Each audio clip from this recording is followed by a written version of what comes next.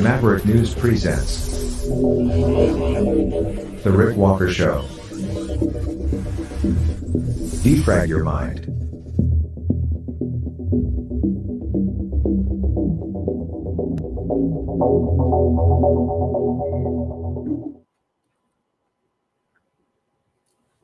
I made it.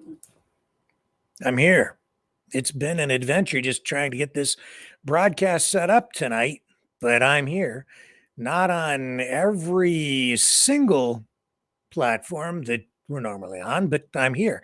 And I am on Rumble with you, at least on one of our channels. I have had a heck of a time getting tonight's broadcast set up, especially on Rumble. We're having internet problems here. We are experiencing major disruptions over on Rumble, where we've been able to watch videos, but not set up the broadcast until just a few moments ago, where I finally got the main channel online. All of that going on against a backdrop now of an actual apparently an actual cyber attack, apparently from China. And all of that going on against the backdrop of controversy surrounding this new Netflix flick about a cyber attack, a terrorist cyber attack designed to bring the United States to its knees. And I watched the movie 2 nights ago, and I'm going to talk about it with you here tonight. So I'm excited about that. At least we made it. Isn't it weird that this movie is out there talking about the very thing that we're wrestling with here tonight? A major cyber attack? Yeah. Weird. Times are so weird. I will touch on the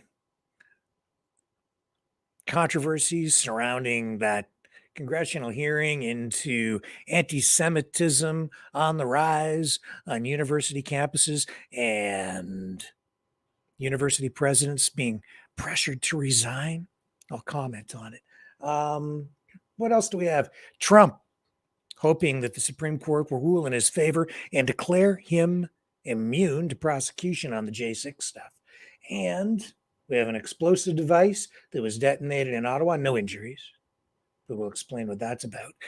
And saving the planet from cow farts.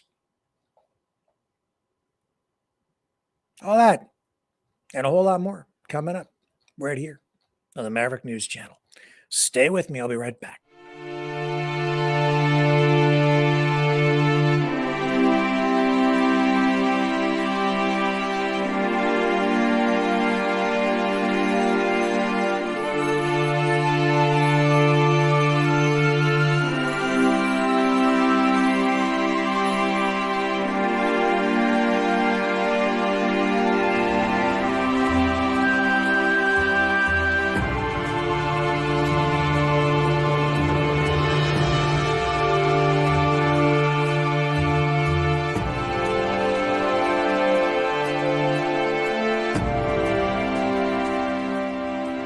Maverick News. The world is watching.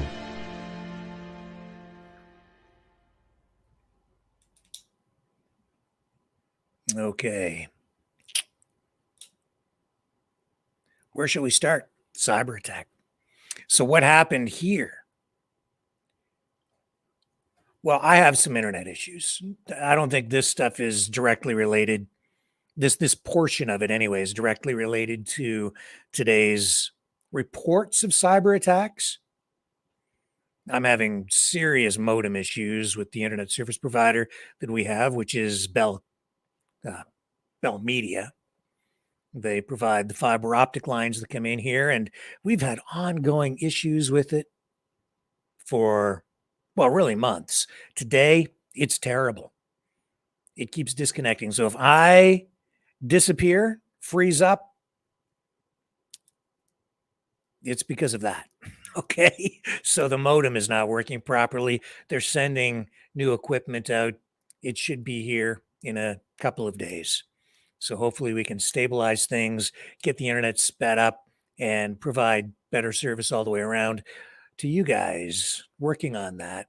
But there was more today as well. This whole issue with Rumble. Very strange. I don't know exactly what the issue is, but I have looked into this to some degree, and I'm seeing that we are getting reports of outages or service disruptions on Rumble, especially in some areas in Canada.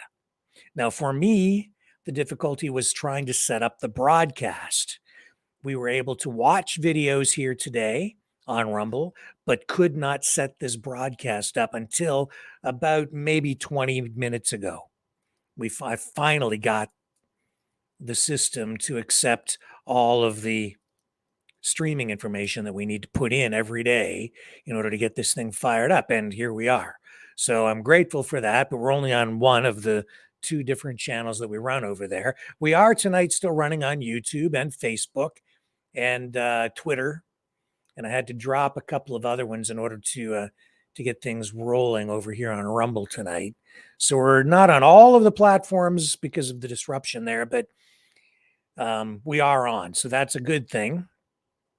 Now, the other weird thing about all of this, as I mentioned earlier, is that this is all happening while we are getting reports of some sort of major cyber attack involving, I guess, Chinese hackers who targeted the Texas power grid, a Hawaii water utility, and other critical infrastructure. So we know this. We know that the hackers are targeting critical U.S. infrastructure. And we're told that these hackers are working on the disruption of critical communications. So this report from security agencies indicates that there are several entities located outside the United States that have been targeted as well. The hackers who are affiliated with, these are the reports we're getting, with China's People's Liberation Army, have accessed the computer systems of about 24 critical entities over the past year. A lot of this information is being filtered through to the public through the Washington Post. So these intrusions have not affected industrial control systems that operate such things as pumps and pistons, and have not affected any critical functions or caused any disruption in a major way, according to U.S. officials. But there is a report from Associated Press. Microsoft says that the group of hackers, which it calls Volt Typhoon, have been active since about mid-2021. And it says organizations affected by the hacking, which seeks persistent access, are in the communications, manufacturing, utility, transportation, construction, maritime, information, technology, and education sectors, as well as the medical area. I can tell you as well that even right here in the area where I live, this region, this whole region, was recently affected by a major hack into the hospital system. And it affected services at many hospitals all through southwestern Ontario. They've been working on regaining access to their systems, their files, and restoring services, and things have stabilized there to some degree. But this is how sensitive all of these systems are, these information systems. So tonight, it's also being reported on other mainstream media outlets, including Fox News. Let me bring up this news alert, which just ran on Fox, reinforcing what I'm telling you here tonight. And here we go.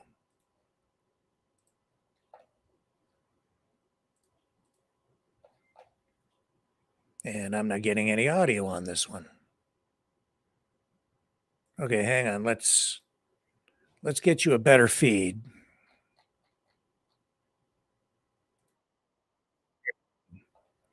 This will work better. We have audio now. Technical problem corrected once again. Post reveals hackers affiliated with China's People's Liberation Army have infiltrated critical services here in the U.S. Alexandra Hoff joins us now from our nation's capital. Alex, this is not good. No, it's not. I mean, this infiltration appears to be part of a broader effort to insert chaos into our logistical systems. The information collected could then be weaponized if the U.S. and China were to become engaged directly in the Pacific. According to reporting from the Washington Post citing multiple U.S. and industry security officials, China's cyber army is invading critical U.S. services, like an attempt to break into the system behind Texas's independent power grid. Other victims include a water utility in Hawaii, a West Coast port, and at least one oil and gas pipeline, according to that report you're seeing there. Brendan Wells, executive director of the Department of Homeland Security's cybersecurity agency, told the Washington Post this, quote, "It is very clear that Chinese attempts to compromise critical infrastructure are in part to pre-position themselves to be able to disrupt or destroy that critical infrastructure in the event of a conflict, to either prevent the United States from being able to project power into Asia or to cause societal chaos inside the United States to affect our decision-making around a crisis." The report notes that over the past year, hackers affiliated with the People's Liberation Army in China have accessed the computer systems of about 24 critical entities. 24. So this is obviously a serious, credible threat. And I would say that it isn't just China, it's other countries as well, but China on the forefront, at least in terms of being on the radar for security agencies here in Canada and especially the United States. And it's also, there's some real, isn't it strange that this is all happening as this new movie, Leave the World Behind, debuts on Netflix, sparking controversy and fear, I would have you note. So what has anybody seen this movie? Have you guys watched it? I watched it 2 nights ago. Let me check the chat.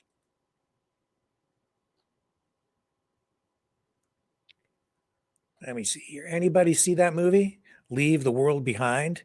Stars Julia Roberts, Ethan Hawke, Kevin Bacon. The whole movie is about a family that decides to take off on a spur of the moment vacation to leave the world behind. And they take off on a vacation, in the Long Island, New York area. And when they get to their rented home, away from home, they realize that there's a giant cyber attack that is taking place. It's all very weird. A lot of strange things happen because of this cyber attack. A giant oil tanker ditches itself, beaches on the beach that they're on. Strange things start happening with people dying. Self-driving autonomous Teslas are activated and clog up the highways. There's some sort of a sonar sound attack, breaking windows, almost bursting eardrums. What other weapons are unleashed upon the unsuspecting people? Well, we see that there are mass deaths on a beach. We see that the wildlife is affected.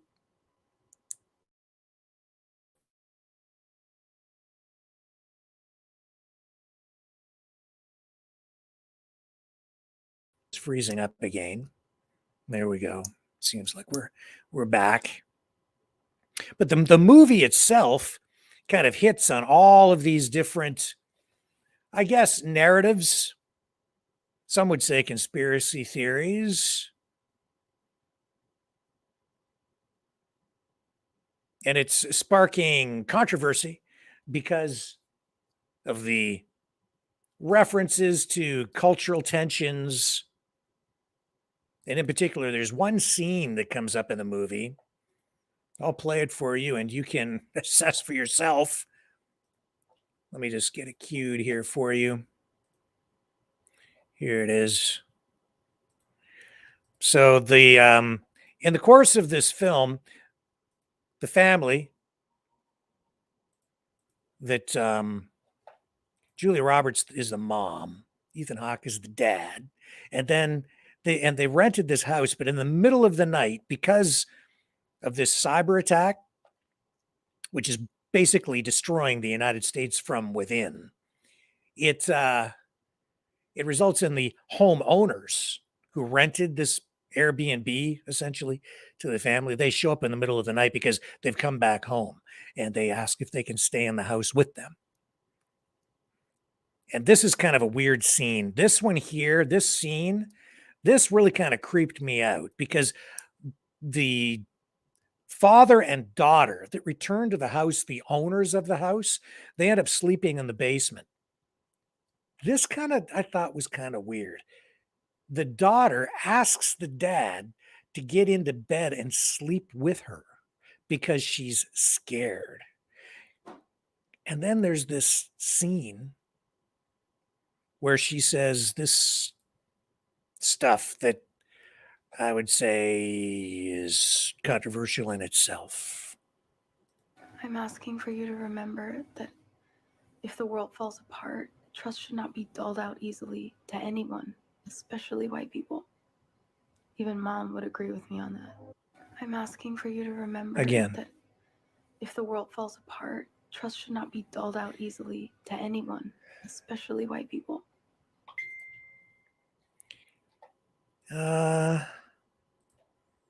So that scene it really kind of creeped me out. The dad and the daughter in the bed and the sleeping and and then the whole reference to you can't trust white people. What the hell is that? So is this predictive programming? What is it? Kevin Bacon plays this prepper. And the one kid from the son of Julia Roberts gets sick. So they go to see this prepper, Kevin Bacon. And as I was watching it, I was thinking, I think the people making this movie are laughing at conservatives and laughing at people who do prepare for the worst. They're laughing at us while telling us a lot of what is actually going on. The storyline indicates that the US government is actually being infiltrated and that there are people within who are part of a deep state controlled by foreign adversaries, which is a lot of what I've been talking about over the past couple of weeks in a pretty serious way here. And at one point, there's a drone that flies overhead while Ethan Hawke is out looking for someone who can give him some answers. And the drone is dropping thousands and thousands of these flyers, old school style, with some sort of a message that says "Death to America."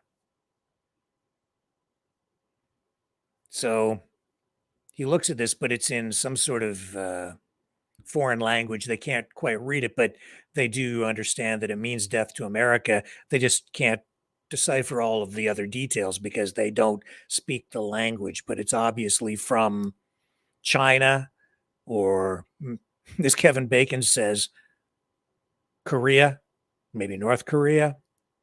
And then he says, we've made a lot of enemies around the world. That much is true. That much is very true. But it also occurred to me that Hollywood is part of the problem because this movie in itself also fuels a lot of the negativity and a lot of the problems, exacerbates them. It was a good flick. The ending, very weird. I won't spoil it for you. All I can say is it ended on a flat note for me. But the whole thing, it just rings true. It's all supposed to be some sort of I would say sort of a science fiction type of flick, but it's like current science fiction based on conspiracy theory that most of it, I would say, is pretty obviously true. It's scaring me, which is really, I think, what the movie is meant to do. I think it's meant to do two things. This is the most unusual movie review I've ever done, because it isn't so much a review of the movie as it is a discussion or commentary on what this movie is really meant to do. This movie, Leave the World Behind, in my opinion, is part of the PSYOP. It's part of the information war. It's sending a message to people on the left side of the political spectrum and maybe the sheeples who are completely asleep, saying people like Kevin Bacon, who plays a prepper, people like that, they're all nuts. And this is just stuff to be sort of laughed at. While at the same time, I think that they're giving you information that is to a great degree factual. And so the people who are able to clue in and understand exactly what they're talking about, they're telling you this is what's really happening. And they're trying to trigger you and scare the living daylights out of you. Mission accomplished. You did it. You scared me. It's like they're telling you exactly what they're doing and laughing at you. And then I looked at, who is it who is involved in this film? Who's starring in it? Who produced it? Who directed it? And you know what? They're all lefties. They're all from the left-wing, woke crowd. Julia Roberts, pretty left. Kevin Bacon, pretty woke, pretty left. Look at the videos that they were posting during the pandemic. Look at the videos that Kevin Bacon and his wife have been posting, especially during the height of the LGBTQ plus 2S or whatever, 2S.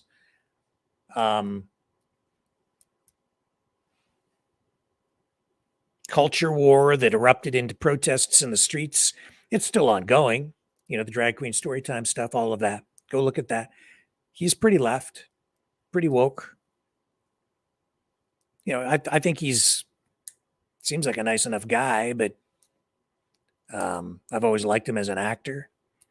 But him playing that role, to him, I don't think he is that guy, not by a long shot, but him playing it, he did a pretty credible job. But I think the whole time he was doing it, he was mocking people who are like that. I think that this whole movie mocks people who are concerned, while at the same time telling you you're right.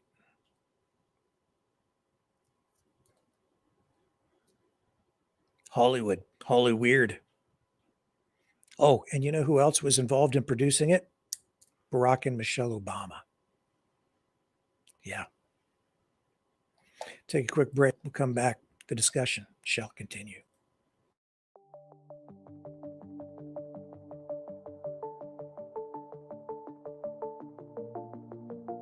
Greetings, brave Mavericks. Our quest for truth continues. We go beyond fake news. Together we expose propaganda. Together we pull others out of rabbit holes. We are maverick thinkers. We are all unique individuals, defenders of individual rights and freedoms, credible, trusted, grounded in reality. Maverick News, Maverick News. Defending free speech, free speech. Donate at freedomreporters.com. Do it now. Tomorrow may be too late. Maverick News. The world is watching.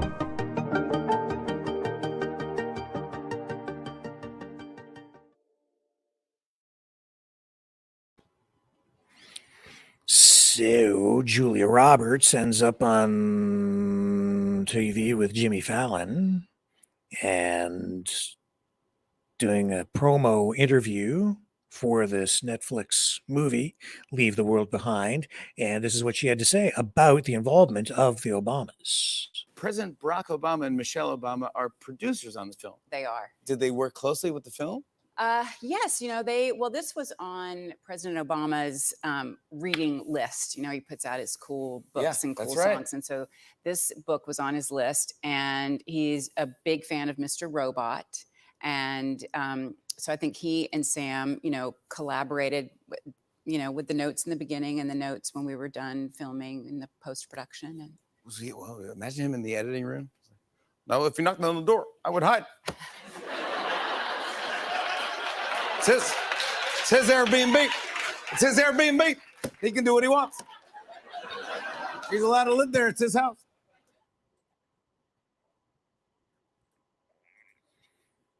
But I think it's kind of weird. They're laughing at us.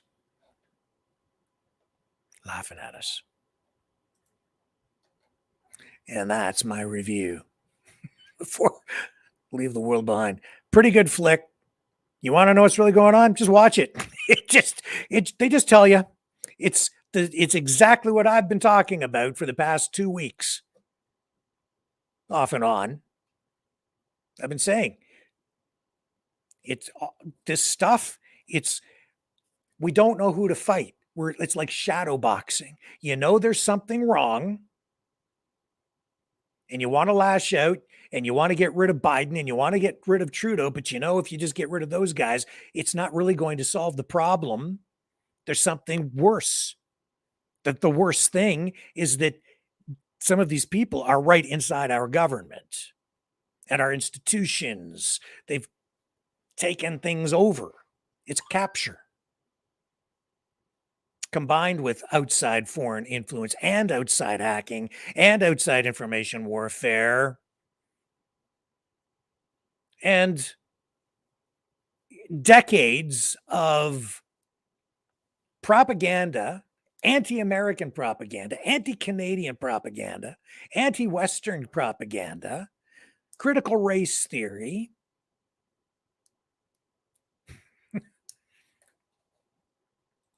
and it's working.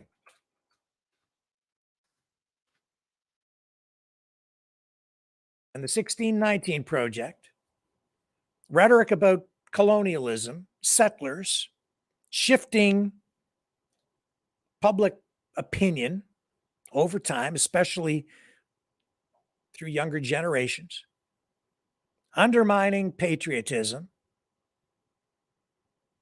making everyone focus on the negative side of our countries, the negative side of our society, never talking about the positive things that have come out of being a Canadian or an American, focusing only on the negative. And you know what? There's a whole lot of positive stuff, more good than bad, that we should be focused on with regard to our history and our people. It's you. It's you. Define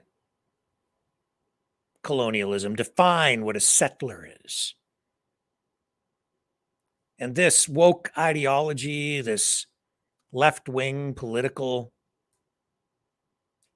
narrative, identity politics, it's spreading worldwide, and it has been accelerated as a result of the war between Israel and Palestine, in case you haven't noticed.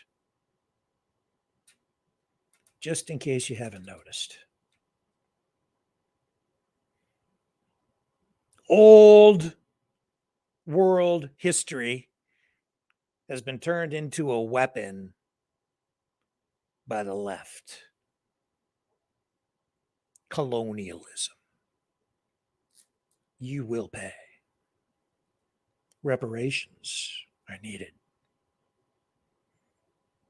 The strange thing is I'm seeing this convergence between now even people on the conservative side,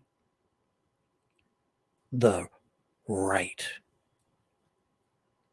Now, come full circle around to meet the left because they're buying into the oppressor versus the oppressed because of the conflict in the Middle East. The Palestinians are the victims. That's the narrative. The oppressor is now the Jewish, the Jews, the Israelis, the Zionists.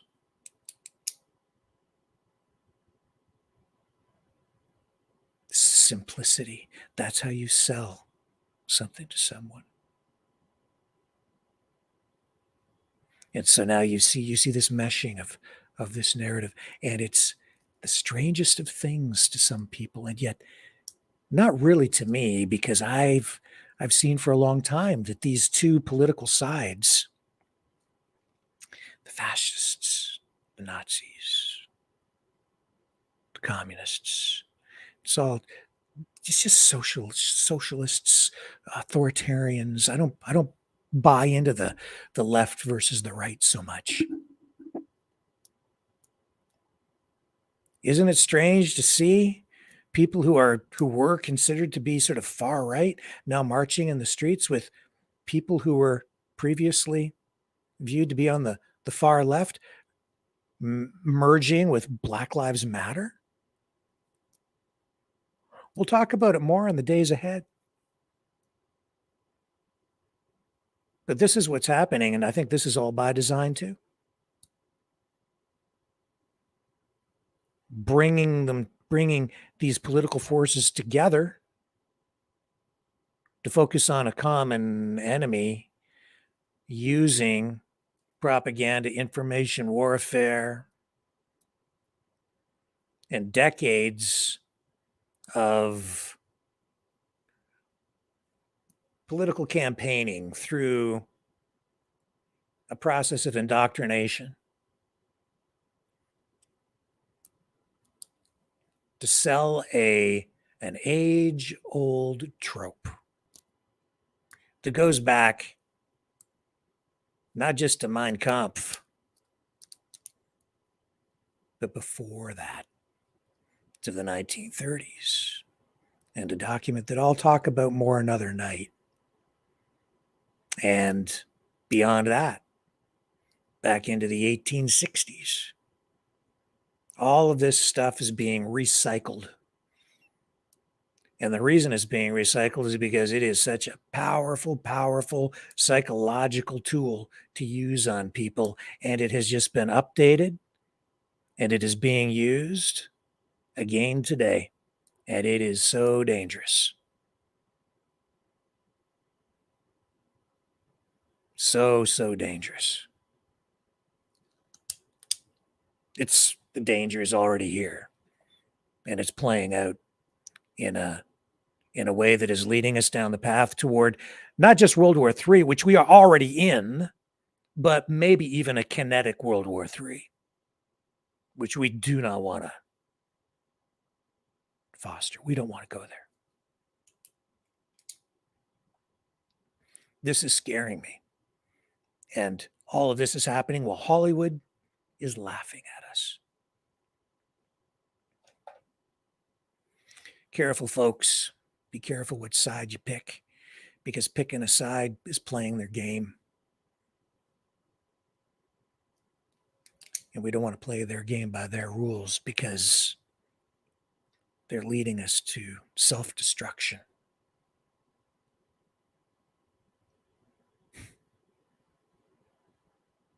Look in the mirror. You want to know who the settlers are, who the colonialists are, who the oppressors are? They're telling you. I just played you the clip.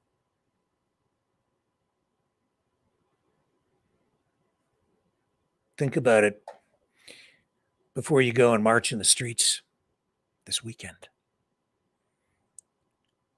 And join in the chanting. You might be chanting and cheering and calling for your own destruction. It's kind of weird. And yet that's exactly what we've been engaged in for decades now. Self-destruction. Not me. I love my country. And I love you guys because you guys are freaking awesome. Don't ever forget it.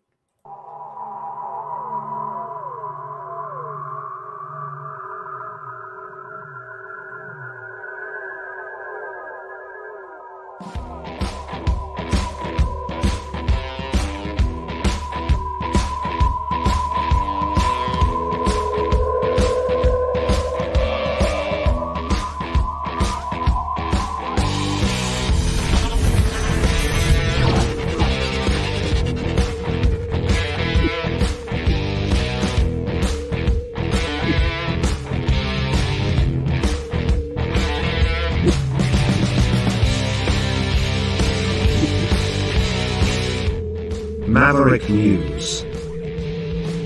The world is watching.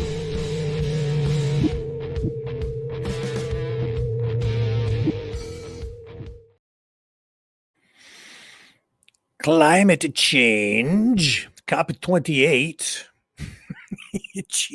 It just goes on and on and on, but major development. Check this out. Verge of complete failure. Climate summit draft drops the mention of fossil fuel phase out. Angering advocates. They're not coming together. In a way, I'm not surprised, and yet I'm surprised, but they go off to Dubai in the middle of the oil-producing part of the world for a climate change summit, hoping to come to some sort of agreement to phase out fossil fuels, only to then come back today with watered down language on an agreement, a draft agreement that removes a call to phase out fossil fuels. So it calls on countries to take actions to reduce planet warming pollution, which could include reducing the consumption and production of oil, coal, and gas. But they're saying they changed the wording in this. The draft came in later. They were debating this behind closed doors, and they used watered down language. What was the language? Let me just check this. It was the word could instead of will or something like that. So earlier drafts had included several options that called on countries to phase out climate polluting oil, gas, and coal, which observers said was an encouraging sign that this year's summit agreement would be stronger than previous years. A climate advocate and former U.S. Vice President Al Gore said that the summit is now on the verge of complete failure, though. He said the world desperately needs to phase out fossil fuels as quickly as possible. But this draft reads as if OPEC dictated it word for word. He said it's worse than many had feared. Yeah.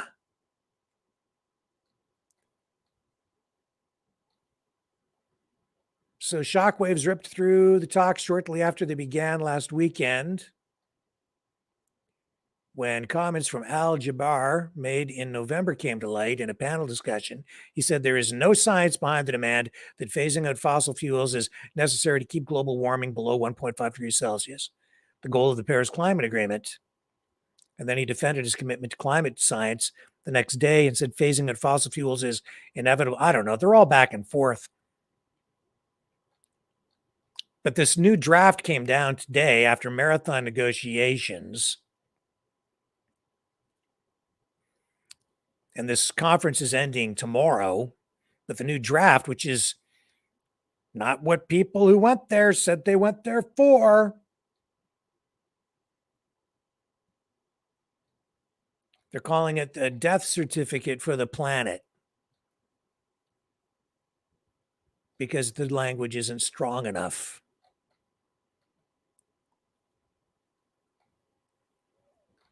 Let me just see. I want to get that exact wording for you. Yeah, it says here, calls on countries to take actions to reduce planet warming pollution, which could include reducing the consumption and production of oil, coal, and gas. Could. Many climate experts and observers have blasted the draft for its vague language, including the use of the non-specific word could and a lack of concrete timelines. Yeah, you know what, man? The world needs oil. Right now, today, that's what we need in order to not freeze to death in the middle of the winter. And in order to get around this big blue ball that we're all sitting on. So that's what's going on at COP28. Not working out quite the way they had planned.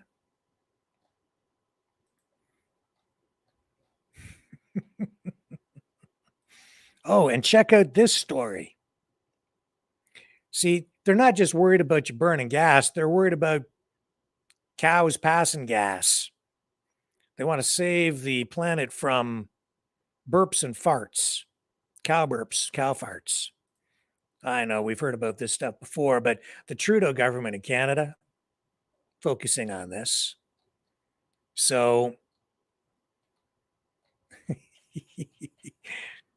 Trudeau is targeting cow burps and your ability to afford beef. Here's an editorial about this from Brian Lilly in the Toronto Sun. He says, I don't know why they call this stuff Hamburger Helper. It does just fine by itself, cousin Eddie says in National Lampoon's Vacation. The joke is that line, and that line is that Eddie is so poor he can't afford hamburger to go into his Hamburger Helper. At the United Nations COP28 meetings taking place in Dubai, the Trudeau government just announced plans to tackle climate change by reducing emissions from cow burps and manure. Yep, cow farts. It's the latest in a series of climate change announcements made by Environment Minister Stephen Guilbeault at the Global Climate Conference, and just like the others, it will cost you. The plan at this point is to provide farmers and ranchers raising beef cattle with credits for reducing methane emissions. Cow farts and cow burps. Those credits could then be sold to other companies who need to reduce emissions but haven't done so. I remember when Reagan was laughing about this, he made a big joke out of it. And it is kind of funny.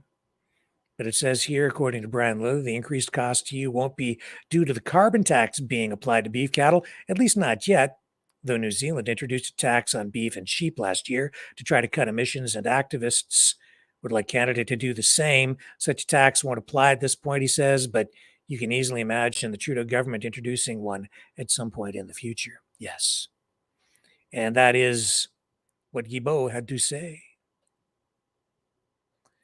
when he addressed COP28. So, yeah, man, look for the Canadian government to follow up on that with measures to go to war against cow farts and cow burps. This coming from politicians who flew over to a climate change summit aimed at reducing carbon emissions, methane, phase out fossil fuels. So they fly to the center of a desert, which is the center of the oil producing countries of the world, on jets to a climate change summit that attracted how many people? Over 800,000 people went to this thing. How much fuel does it take to fly 800,000 people to the center of the desert? Why did so many people need to go there? Because they were doing business and partying. The UAE, man. Dubai. It's like a playground for the ultra rich. Lamborghini Central. We talked about it the other night. You want to talk about class warfare? Wow. Oh, yeah. Look at the lifestyle of the very rich and sometimes the very famous. Oh, man.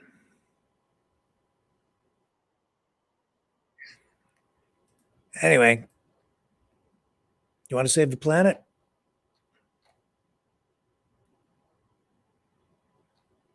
Do you need to stop eating meat? What else do we have going on tonight? I've got some messages coming in. Just checking on stuff here with everybody to see if I'm up to speed. Yeah, I've got everything here. All right. So we got the cow burps. What else do we have on tap tonight? We've got, there was this explosive device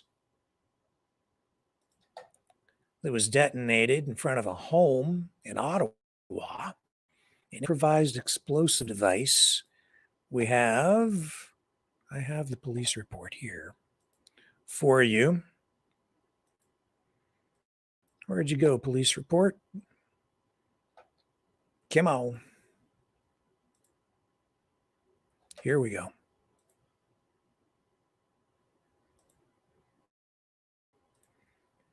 I've got it. I'll bring it up. Show you on the screen right there.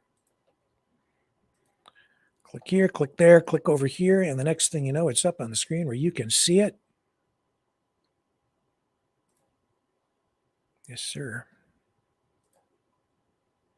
As you can see, Ottawa police have charged a man after a small homemade improvised explosive device detonated outside an Ottawa home. A 53-year-old Ottawa man is the accused. Nobody was injured. Police say they responded to multiple 911 calls. It happened around 8:40 p.m. Sunday. Just getting the information here later. It was kind of late in the day today when that information finally came out through the police report. People reported a loud noise and flash in the 100 block of Arlington Avenue. Investigators determined the detonation of a small explosive device was the source of the noise. They executed a search warrant at the home, and they arrested Gordon Ahlstrom, 53 years old, charged with intending to cause an explosion, causing damage and mischief to property. He was arraigned in court today. Police are asking anyone who might have information about the incident to contact Ottawa Police or Crime Stoppers. Oh, the number for Ottawa Police, by the way, is 613-236-1222, extension 5166. So if you have any info and you want to tell the cops, that's how you do it. Fortunately, nobody hurt. Alex Jones. I was going to talk about this the other night, though I wasn't on last night. He has been reinstated.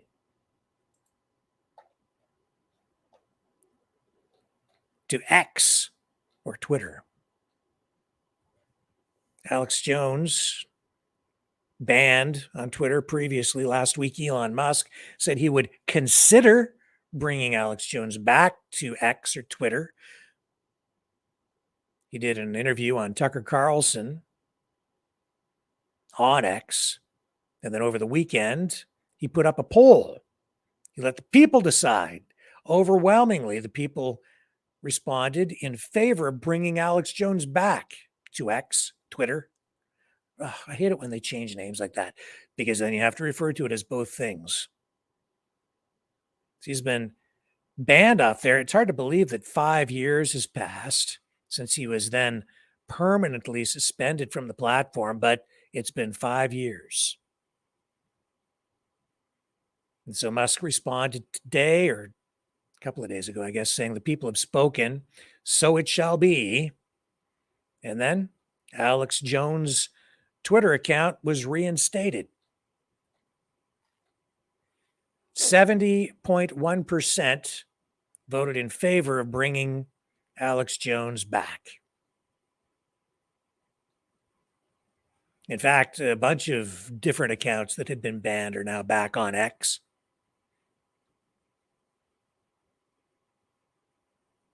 Laura Loomer's back.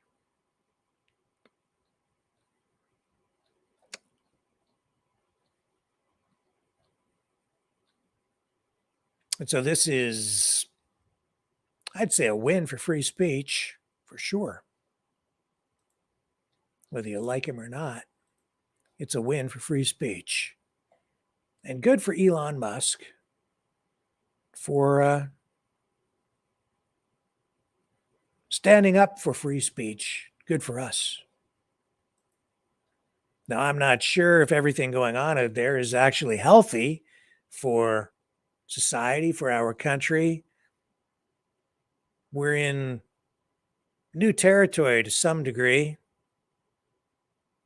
because I do believe in free speech. I also see that we are being subjected to information warfare and a psyop, multiple psyops on many levels. And that makes me wonder, where do you draw the line? Where does free speech end and malicious speech begin? And how do you deal with that? And how do you define it? Do you place any restrictions on speech like that? I'm inclined to say yes. I'm just not sure yet how you define it or grapple with that. It's very troubling to me. It's in a way the same as laying out limitations on free speech, where you're not allowed to yell fire in a movie theater, because that's not really free speech. So I think if it can be demonstrated that someone is engaging in malicious speech, which is to say spreading information that they know is designed to manipulate, hurt people, mess with people's minds, or in some other way do harm. I think that kind of thing, we have to find a way to deal with it. If you're engaged like in hypnotizing people, say, on the internet, like that would be a form of malicious behavior, I would say. If you're hypnotizing people without their knowledge, this is just an example, a theoretical example. Let's say, hypothetically. That would be an insidious thing to do.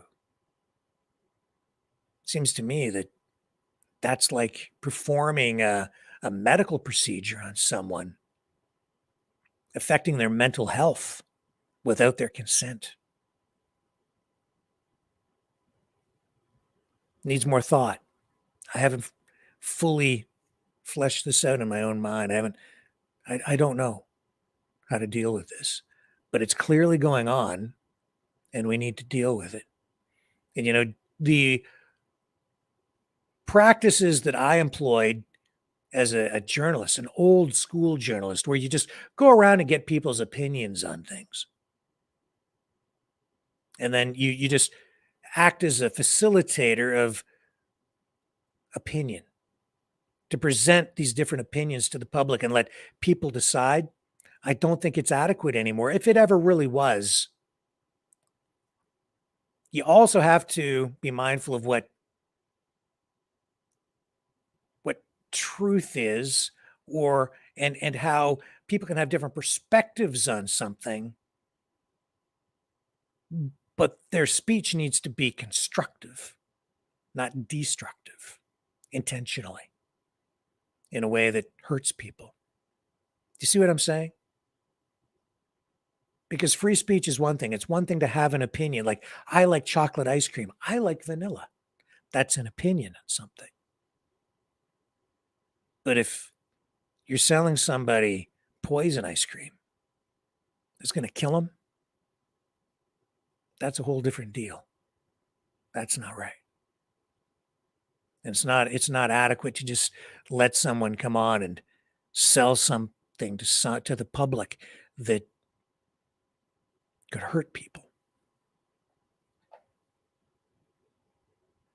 Or even just spreading complete bunk intentionally in order to screw with people and do harm. You see? We got maybe we'll have a forum on this. We'll have a further discussion as a group, because I think this really needs serious discussion. It's not enough to just let people sit there and flap their gums. There are limits on free speech, and there should be. And you can't have a serious discussion about free speech without talking about where those limits are. Because at a certain point, it stops being free speech. It turns into something insidious, harmful, destructive. Stay with me. I'll be right back.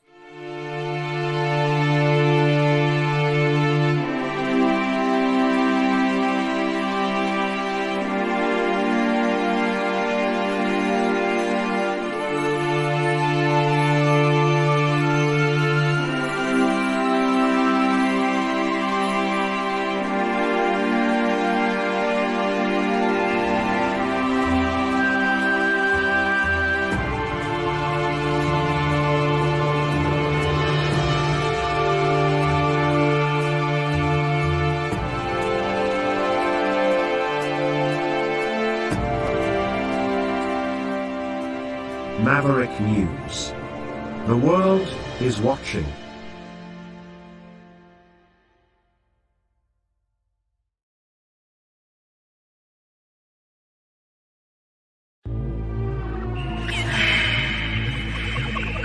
Fighting the Great Reset. By leading the Great Resistance.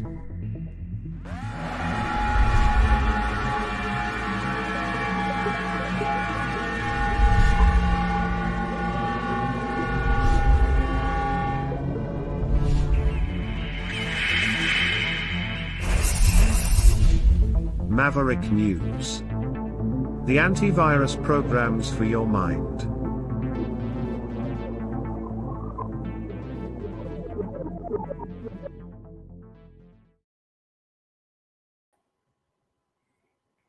As dark as these days seem, don't lose all hope. Don't despair, because Barbie is out there, and it's leading the Golden Globe nominations, the Barbie movie, and it's closely followed by Oppenheimer. What were they calling that dual movie thing back in the summer? The Barbenheimer, or the Harpenbarber, or whatever the heck, Barbenopper, the Big Bopper. What's it say here? Greta Gerwig's Barbie dominated the Golden Globe Awards nominations with 9 nods. for the blockbuster film, including Best Picture Musical or Comedy, as well as acting nominations for Margot Robbie and Ryan Gosling, and 3 of its original songs. I didn't go see the movie. Can't give you a review. It was just way too pink for me. It was closely followed by its release date and meme companion, Christopher Nolan's Oppenheimer, which scored 8 nominations, and I didn't see that movie either, including Best Picture Drama and for actors Cillian Murphy, Robert Downey Jr., and Emily Blunt. In a statement, Gerwig said she can't wait to bring the Barbie party to the Globes. Jeez. Interesting how they managed to reinvent Barbie and remarket Barbie just in time for Christmas by making Barbie politically correct again. For so long, Barbie was like the target of the left, of the woke mob. You shouldn't buy your daughters, your girls, Barbies. It's a cliche. Barbies. What was the thing? It was like if you buy Barbie, you're selling or you're giving your daughter an unrealistic body image to look up to. Is like, and they got all in like they took the measurements of the Barbie to show that there was no way that it could be that any human being could match Barbie's dimensions anatomically.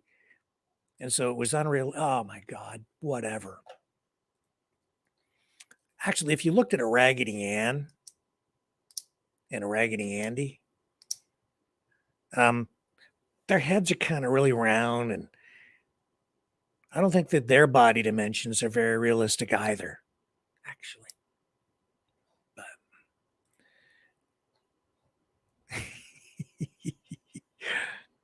oh, I don't know.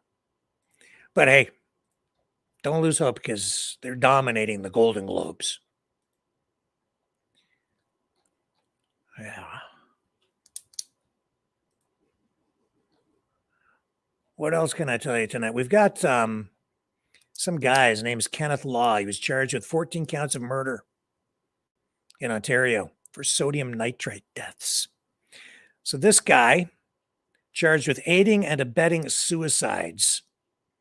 He was selling kits online,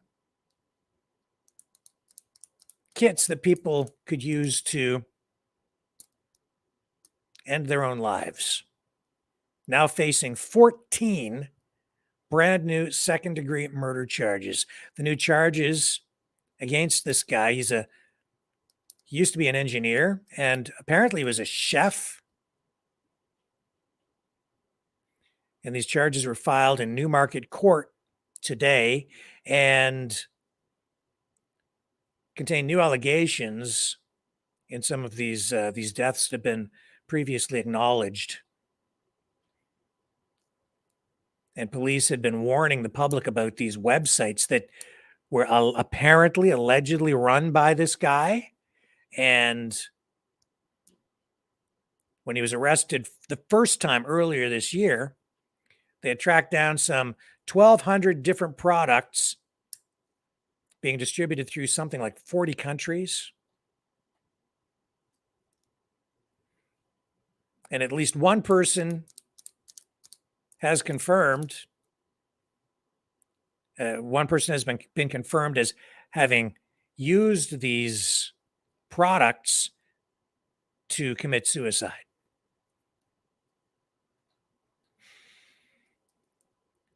Back in August, Britain's National Crime Agency revealed that 272 people had ordered products that could be used to commit suicide from Canadian websites, and of those, 88 had died.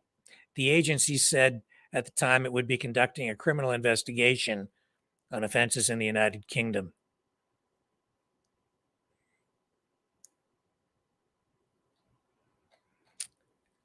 And here's the irony in that: you have police services going after this guy at a time when the Canadian government is expanding its medical assistance in dying program, legalizing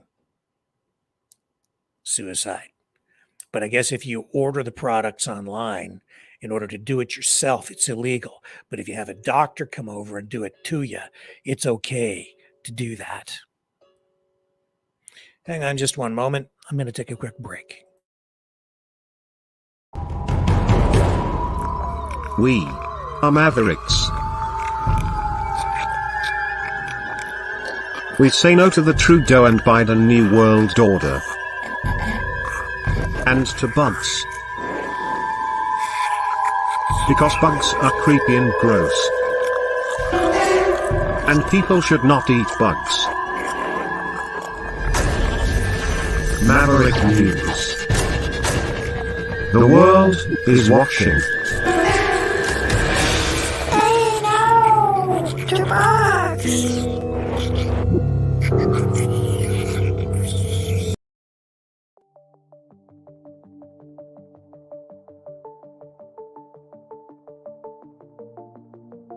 Greetings, brave Mavericks.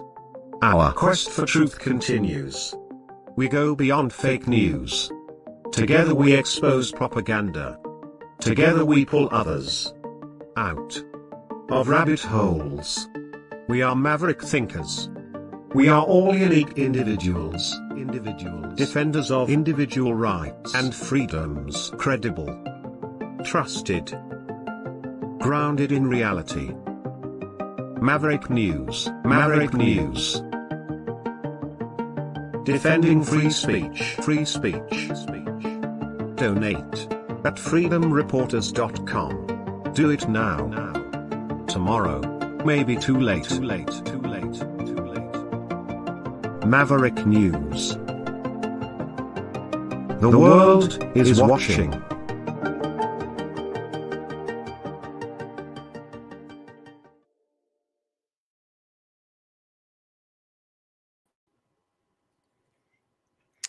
So earlier I mentioned, I'm not really ashamed of being a Canadian. I'm not ashamed of being who I am. And prejudice is prejudice, and bigotry is bigotry. Intolerance is intolerance. We've seen far too much of it aimed at certain groups of people who, in the hierarchy of identity politics, rank at the very bottom, it seems, these days. And earlier this week, well, about 3 days ago, 2 more churches were burned in Alberta. 2 more.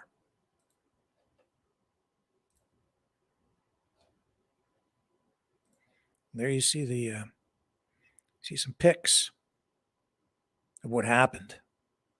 RCMP investigating. This is in Barrhead.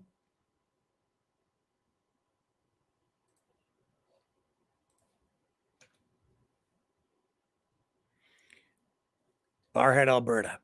Nobody injured, but RCMP investigating, and they have indicated that they believe these fires were set intentionally.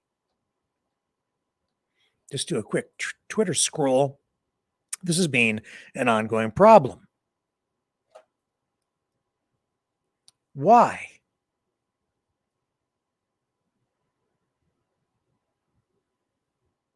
We've already talked about it. Identity politics, left-wing woke politics,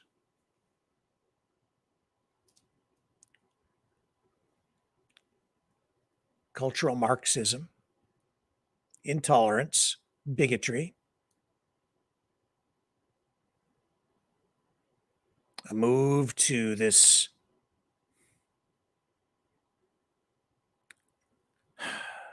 expanding popular idea now that we're in a country that is based entirely on colonialism and oppression.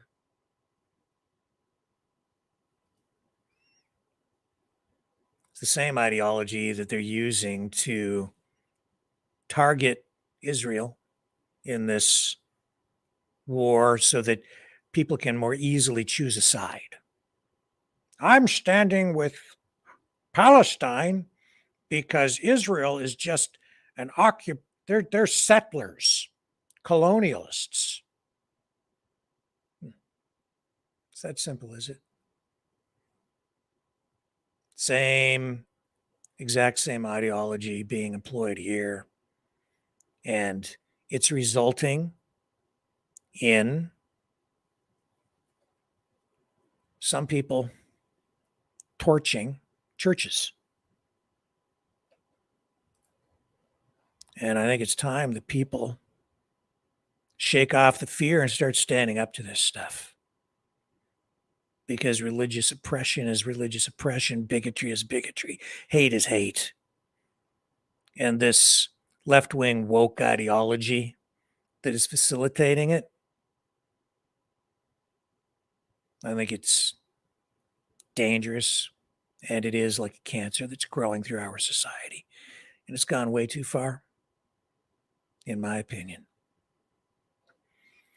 Do a quick Twitter scroll. It says here 2 historic churches in Barrhead, Alberta were burned to the ground. This is from somebody named Ricky Bass during intentional fires on Thursday night. Where is the outrage from our governments? If this was any church other than Christian, over 200 churches in the last 3 years. Barrhead Fire Station. This is from somebody named Jonathan Riley on Twitter. Barrhead Fire Station and Neilston Parish Church open their doors to the public. RCMP, this is from Mike Izzo. What's he say? The RCMP in Alberta say they suspect arson is the cause of 2 fires that destroyed 2 churches in a community northwest of Edmonton. Barrhead RCMP responding to the first fire at the Glen Rig Church on Range Road 40.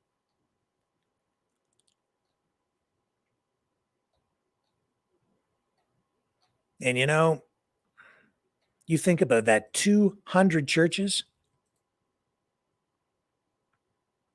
200.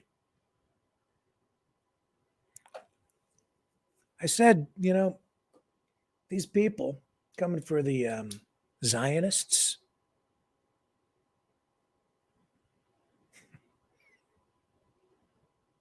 they're not stopping there.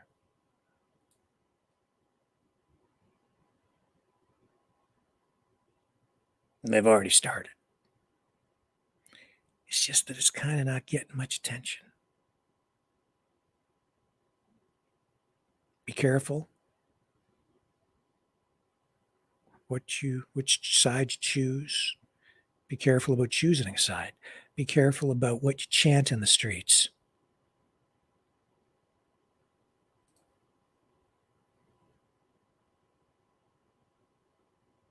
Be very, very careful.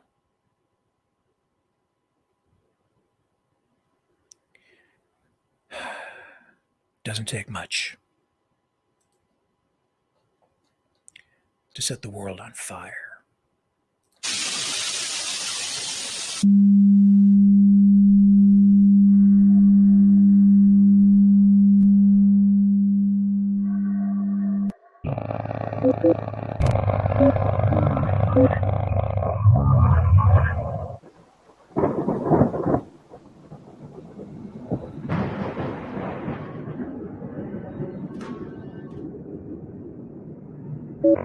Greetings, citizens of the world.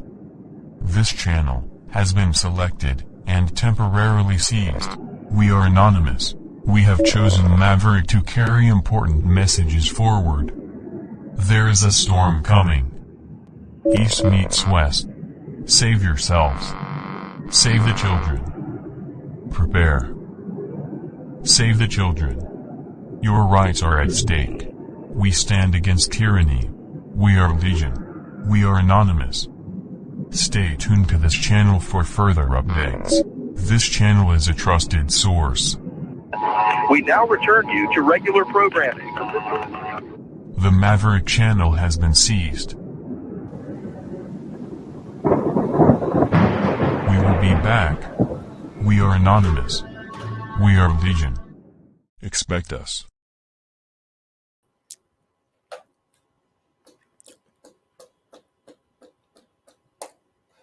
And so Very strange day. We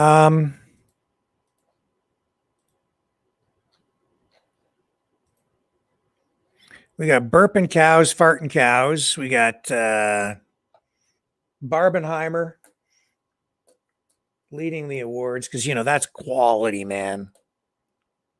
That's quality programming. Oh, the university presidents. Yeah. Earlier this week, well, I'll say this week. What day is it today? Monday? Anyway, we saw that congressional hearing, right?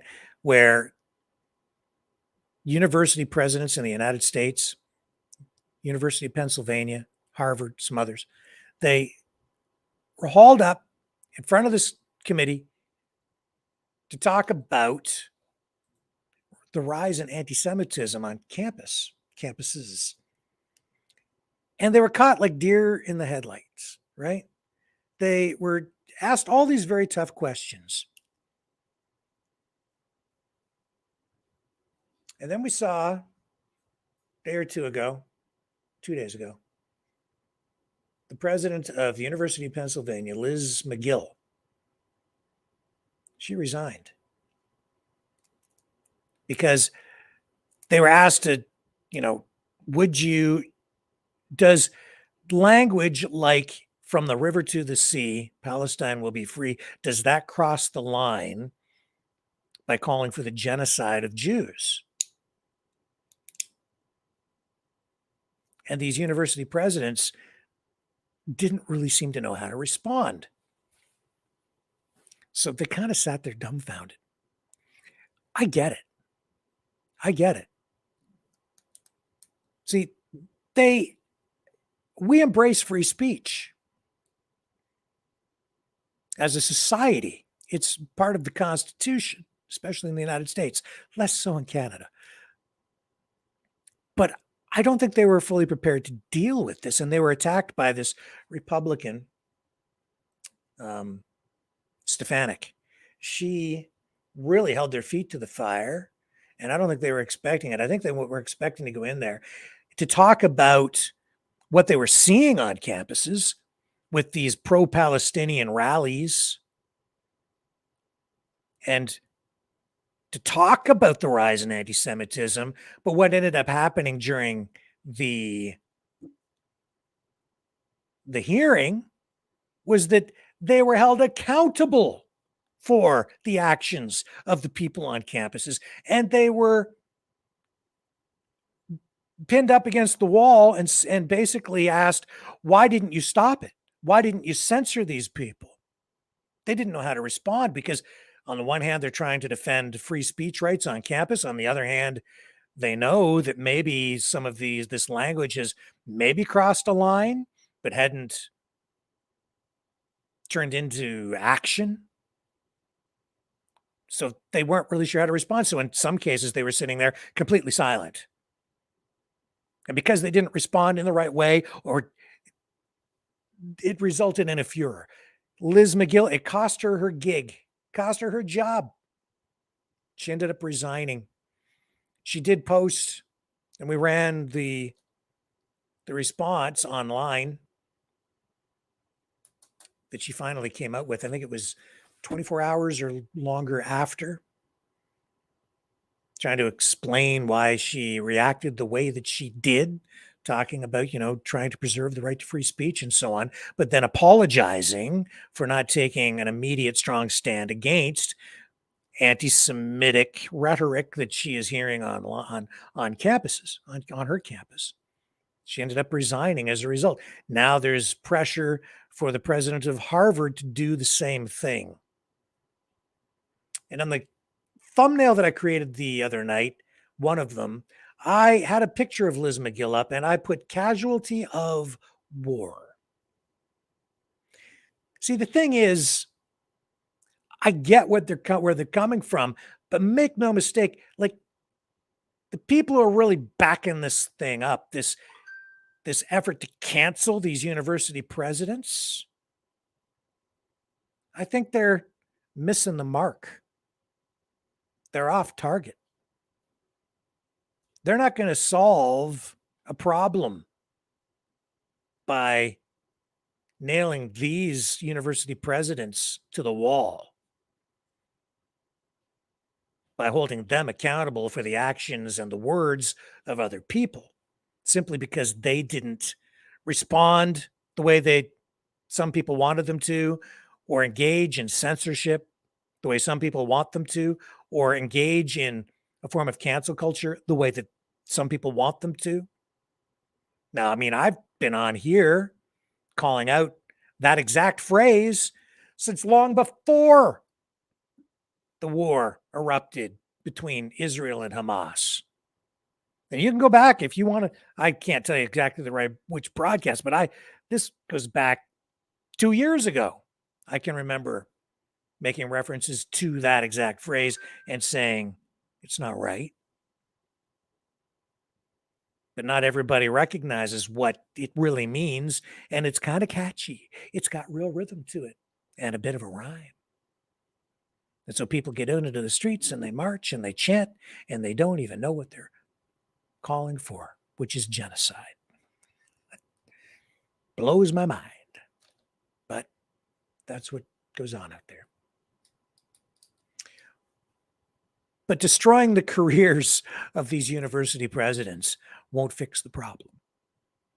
And I would put it to you that these university presidents, I really seriously doubt, I don't think that they are like fascistic Nazi types who want to exterminate Jewish people or have really any serious tolerance of anti-Semitic remarks beyond maybe not understanding what some of these chants mean themselves because maybe they need a little more education, or just having a desire to preserve free speech.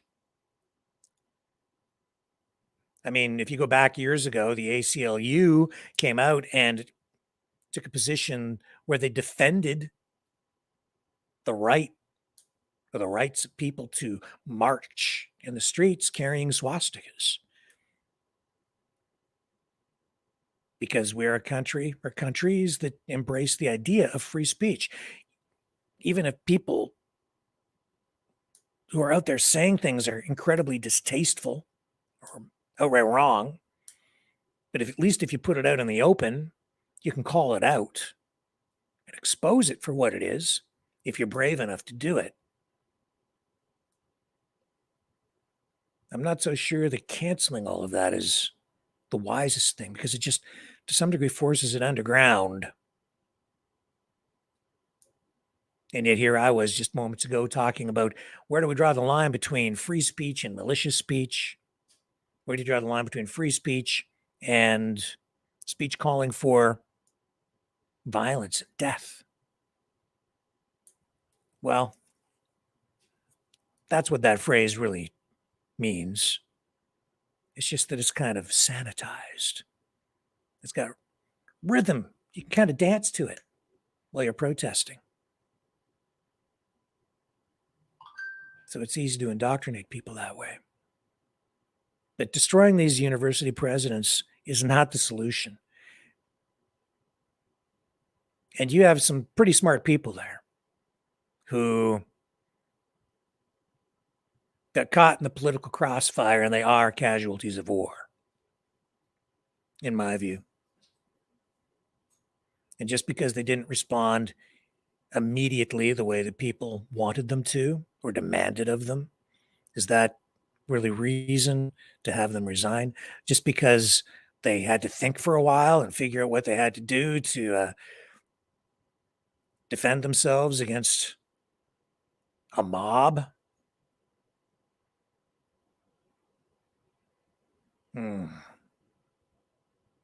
This is a problem. This is also dangerous. This will also have a chilling effect on public discourse and action.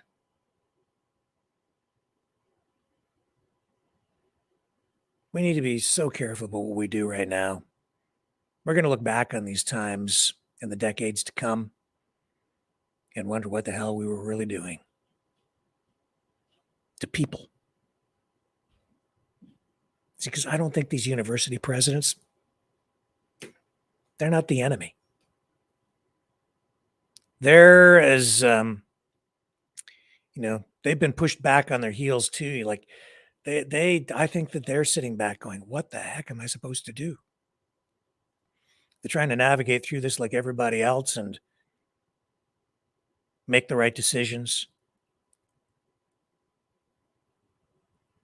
I have some empathy for them. They're in a tough position, all of them. And they all sat there, 4 of them. They just caught like deer in the headlights. Didn't know what to say, didn't know what to do. They're no doubt petrified in these politically correct times, knowing that if they say just one wrong thing at that moment, they're done. So they said nothing. And you know what that got them? The same thing. Trying to gauge, what do I say? What's the politically correct thing to say? How do I save myself? I'll just shut up. Anything I say can and will be used against me in the court of public opinion. So they said nothing, and they still got fried. Some people coming to the defense of the president of Harvard tonight, but I don't know if it'll be enough to save her.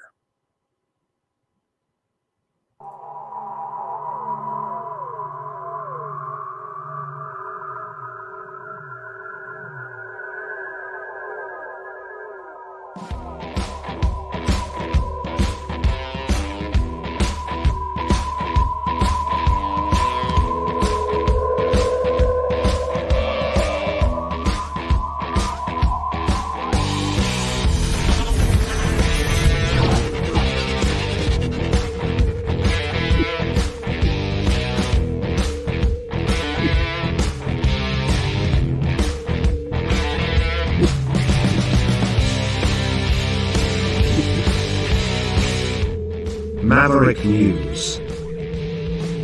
The world is watching.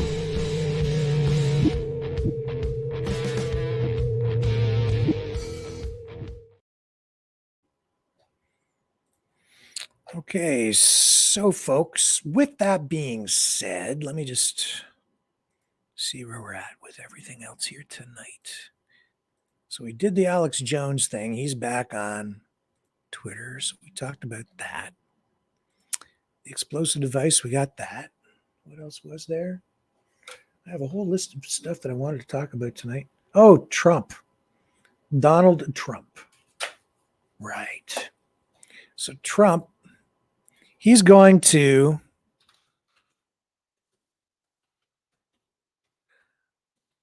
he's hoping the Supreme Court will rule in his favor.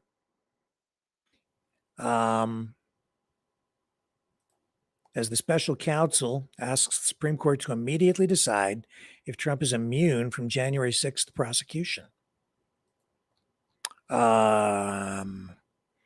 Jack Smith, the special counsel, went to the Supreme Court. He wants the Supreme Court to step in now and make a decision on this. I know that the lawyers for Trump have been really researching and making reference to a lot of the circumstances and legal precedents that were set during the Watergate trial and Nixon. Because as you may recall, if you were alive at that time, and I was a kid, I watched a lot of it as a kid unfold on television. Nixon at the time, he there was a famous interview he did where he said, well, it's not illegal when the president does it. You see, this is what I've been talking about as well, quite a bit about over the past few weeks. When you're a president or you're a king or you're the head of the country, you're playing by a different set of rules. And it's true. You can literally get up in the morning and order an airstrike and kill people, and there's no consequence for you. You saw, that Saudi prince. We know that Saudi prince ordered the assassination of Jamal Khashoggi, that journalist, Saudi-born journalist. And even though the United States government was aware, and some people called for the U.S. to sever ties with Saudi Arabia as a result, practically speaking, it's just not something that's going to happen. And the prince showed the world that he's immune, untouchable. Nothing going to happen. So you get to a certain level and you can order people dead and get away with it. Now, I'm not saying that's what Donald Trump has done here, but in the case of J6, he's saying, as the president questioning the outcome of an election, that's something that is within his area of jurisdiction. And the actions that took place on January 6th, he should be immune from prosecution on these things.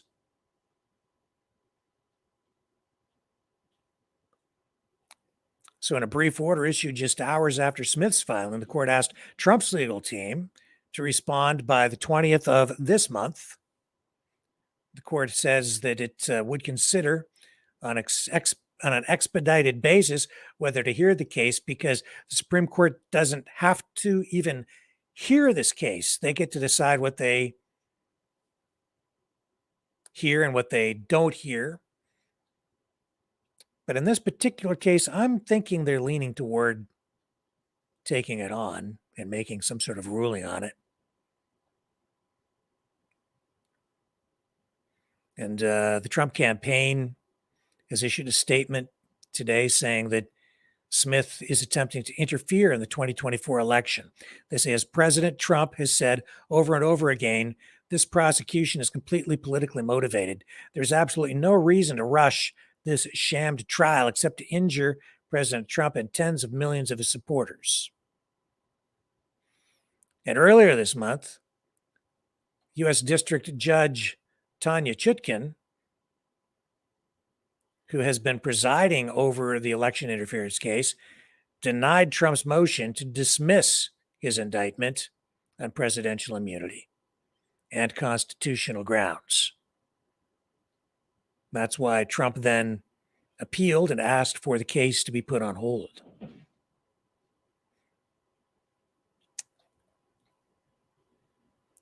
So then Smith asked the court to order Trump to respond by December 18th and then immediately act on his request.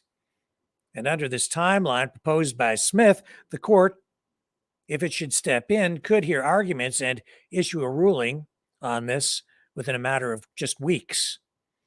And there is a precedent for such an outcome. Smith cites the 1974 U.S. versus Nixon case. That's where the court ruled that President Richard Nixon had to hand over tape recordings sought during the Watergate scandal. And then after that ruling came down and he had to hand those tapes in, Nixon resigned a short time after that.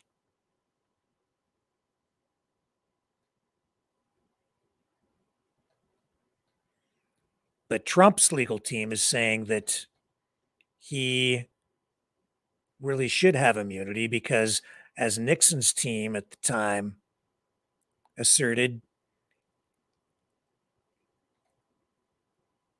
he has what they're calling something like, it's like the outside edges of what his responsibilities and liabilities as a citizen are, that he has essentially executive privilege, if you will, as the president.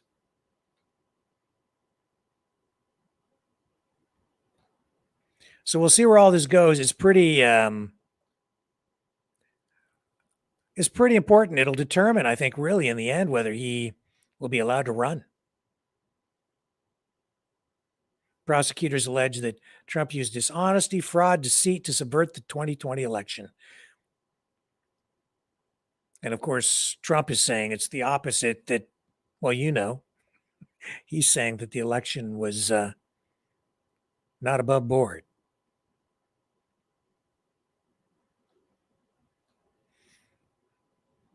But the prosecution is saying Trump has been lying about all of that.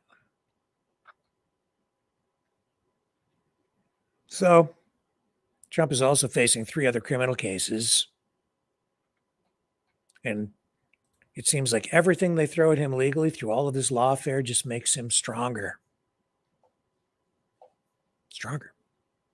Not weaker. We'll see where it goes.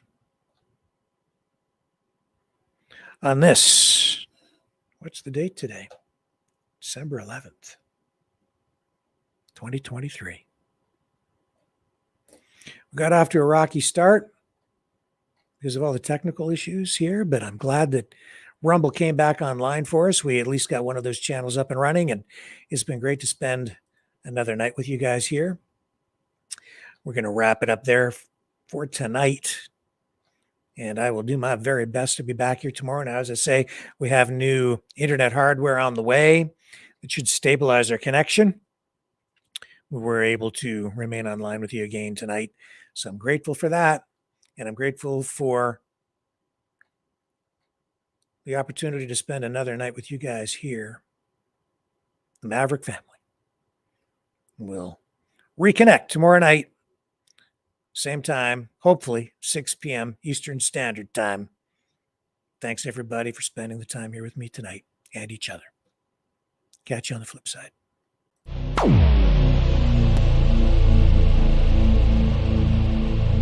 This has been a Maverick Multimedia production.